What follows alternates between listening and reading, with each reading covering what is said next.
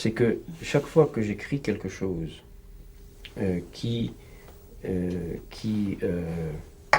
dont j'ai le sentiment que ça fraye un nouvel espace, que j'avance là où je ne m'étais pas avancé, et ce qui très souvent implique des gestes qui peuvent sembler agressifs à l'égard d'autres penseurs ou de collègues ou de bon, ça m'est arrivé. Je ne suis pas polémiqueur, mais il est vrai que les gestes de type déconstructif ont souvent l'apparence de gestes qui vont déstabiliser ou inquiéter ou angoisser les autres ou blesser même quelquefois.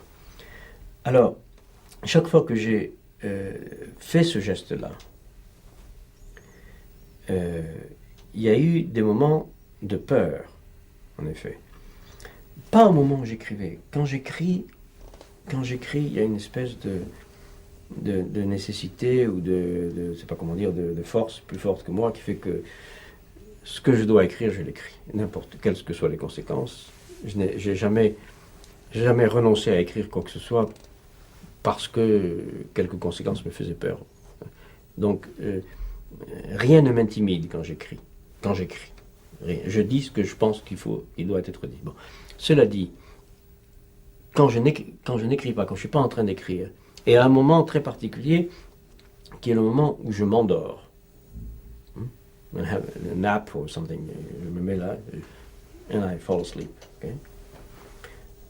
À ce moment-là, dans un demi-sommeil, tout d'un coup, je suis effrayé par ce que je suis en train de faire. Et je me dis, mais tu es fou.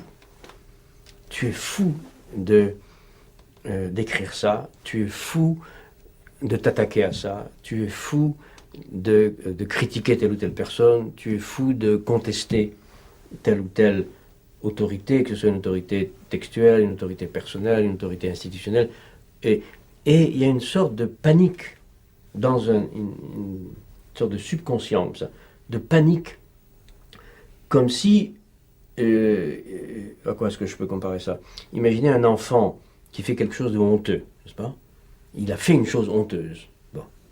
Il y a les rêves de Freud, les rêves d'enfants nus, enfin on se promène nus. Hein. Vous savez, les rêves, on se promène tout nu, et puis on est effrayé parce que tout le monde voit que vous êtes nus. Bon. Alors, dans ce demi-sommeil, j'ai l'impression que j'ai fait une chose criminelle, honteuse, inavouable, que je n'aurais pas dû faire. Et quelqu'un est en train de me dire, mais tu es fou de faire ça.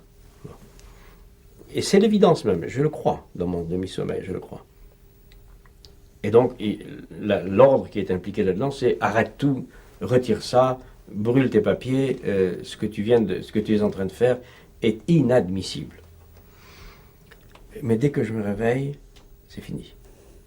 Ça veut dire, je l'interprète comme ça, que quand je suis éveillé, conscient, au travail, etc., je suis d'une certaine manière plus inconscient que dans ce demi-sommeil. Dans ce demi-sommeil, il y a une certaine conscience, une certaine vigilance qui me dit la vérité. À savoir que ce que je fais, c'est très grave, d'une certaine manière.